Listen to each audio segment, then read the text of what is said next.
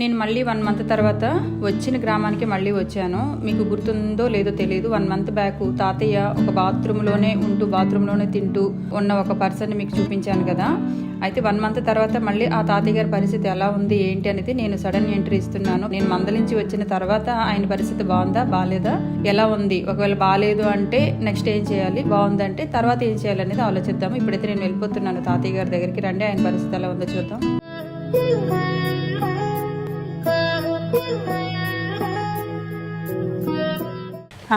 ఈరోజు బాగున్నాం. స్నానం చేస్తున్నాడా? అంకుల్ బాగున్నావా? ఎవరు? నేనెవరు? మేడమా? పర్లేదు అయితే. స్నానం చేశాడా ఈశ్వరి?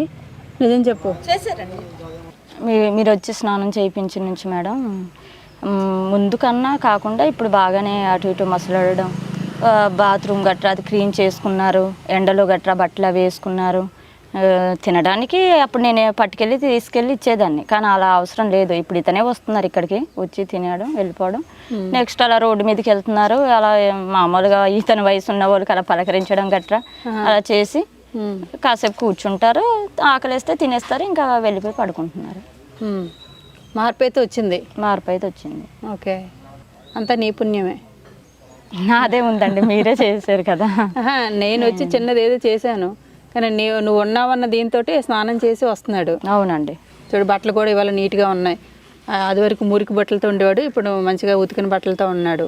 పాతవా కొత్తవా అని వదిలేస్తే ఉతికిన బట్టలతో ఉన్నాడు అనమాట. అది చక్కగా కప్పుకున్నాడు. లుంగి కప్పుకోవడానికి కాదు, కట్టుకోవడానికి. నీకు ఇంకొక లుంగి కావాలా? ఇంకో లుంగి ఇవ్వనా? ఇంకో లుంగి కూడా ఇప్పిస్తాలే నీకు. అవి టవల్ అవన్నీ ఉంచుకున్నావా, పడేసావా? ఉంచారండి. ఉంచారా? ఊరికనే అడుగుతున్నాను. అది చిన్న మార్పు కోసమే మా ఈ ప్రయాణాలు. అవి జాడించేసి ఆరేసుకుంటున్నారు. అబ్బాబ్బాబ్బా, ఏమంత మార్పు వచ్చింది ఒక్క దెబ్బతో. ఒక్కసారి వార్నింగ్ ఇచ్చాను, దెబ్బకి సెట్ అయిపోయాడు తాత. నేను నెలకు ఒకసారి వస్తాను, నువ్వు సరిగ్గా ఉన్నావు లేదో చూసుకుంటాను. నేను వచ్చి ఇప్పుడు ఎలా వచ్చాను, నీతో చెప్పకుండానే వచ్చానా? అలాగే వచ్చి చూసుకుంటాను. నువ్వు సరిగ్గా లేకపోతే ఈశ్వరి నీకు అన్నం పెట్టదు, నేనే పెట్టొద్దని చెప్తాను. ఓకే, అది సరే. లుంగి తెచ్చండి. ఇక నీకు 500 ఇస్తున్నాను. రోజు టిఫినే పెట్టు, ఎంత తింటే అంత. టిఫిన్ అయితే తిను, రోజు ఈశ్వరి ఇస్తుంది నీకు డబ్బులు.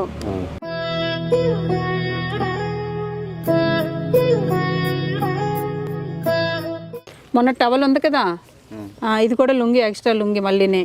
ఇగో టవల్.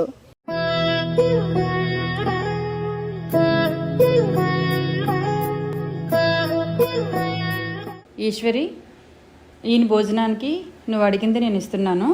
ఇంకా అది కాకుండా ఈయన మెడిసిన్ ఖర్చులకి వాటికి కూడా నేను ఎక్స్ట్రా 5,000 రూపాయలు ఇస్తున్నాను. 5,000 ఓన్లీ మెడిసిన్కే తాతయ్య గారికి. సరేనా? నీకైతే 15,000 ఇస్తున్నాను. కేవలం తాతను ఉద్దేశించి భోజనానికి, ఎన్ని మెడిసిన్కి కూడా చూసుకో కొంచెం. తాత నీకే, సరిగ్గా తిను, బీడీ చుట్టలొద్దు. ఎంత బ్యాడ్ లక్ అంటే కనీసం ఈయనకి ఫంక్షన్ కూడా లేకుండా అయిపోయింది. వీళ్ళ ఫ్యామిలీలో రైస్ కూడా లేవు కదా, మరి పెన్షన్ లేదంటే రైస్ కూడా లేవు, మరి రేషన్ కార్డు ఆధారం కూడా లేదు మేడం. మీరే ఆధారం కల్పించారండి. ఓ మాటలో చెప్పారంటే మీరే ఆధారం. ఇంక ఇతనికి ఇంతవరకు ఎవ్వరు కూడాను మీరు చేసినట్లు అసలు చేయలేదు. కుటుంబం ఉన్నారు, రక్త సంబంధులు ఉన్నారు, అందరు ఉన్నారు, కానీ ఎవ్వరు కూడా చేయలేదు. మీరే చేశారు మేడం నిజానికి. సరే కానీ మరి ఇంకేం చేస్తాం, మరి ఎవరు పట్టించుకోలేనప్పుడు కనీసం మనమైనా పట్టించుకోవాలి కదా. సరే మరి నేను వెళ్తాను. ప్రతి నెల డబ్బులు పంపిస్తాలే. అమ్మాయిని ఇబ్బంది పెట్టకన్నా కొంచెం జాగ్రత్తగా ఓపికగా ఉండు.